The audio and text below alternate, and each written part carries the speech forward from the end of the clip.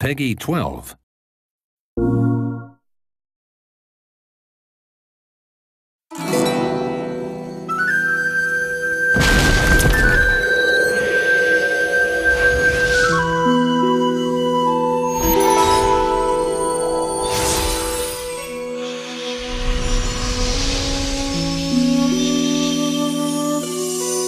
We knew from the beginning we wanted it to be based around Celtic mythology, and we wanted a particular feel toward the world, so this feeling of a world suffused with magic. Our biggest draw was the Irish culture and Celtic influence in general.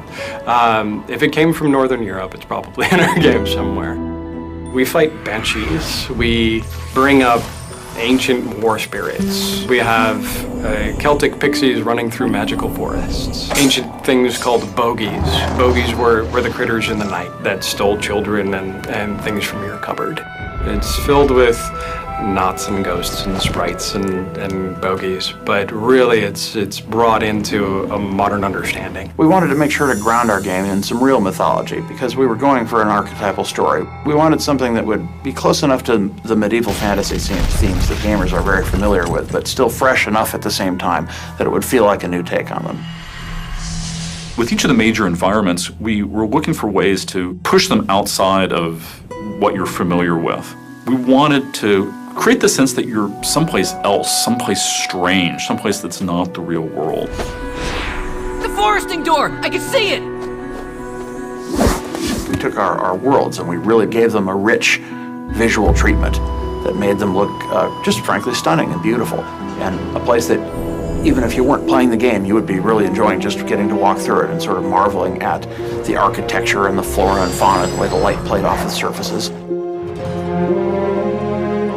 The elves who built a lot of this stuff, they don't build like humans do. They grow things organically. There's something sort of unsettlingly strange about the way the buildings are constructed in these spaces. They're not built like normal human buildings. So all of the ruins that you see in the Endless Stair, they don't feel like crumbled stone. It's like the stone has all been like grown like plants. Everything has sort of this sinuous feel to it, and then it's toppled and fallen over.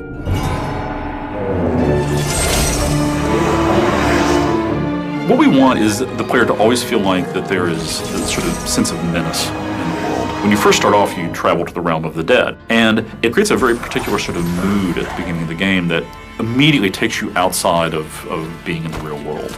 The whole idea behind Lockbarrow is wandering through a graveyard on a midsummer's night. It's this enormous ruined fortress that is filled with mist, and there's ghostly hands that are reaching up out of the ground every place you go. We call them the Restless Dead, long-lost battle spirits from Irish Celtic songs.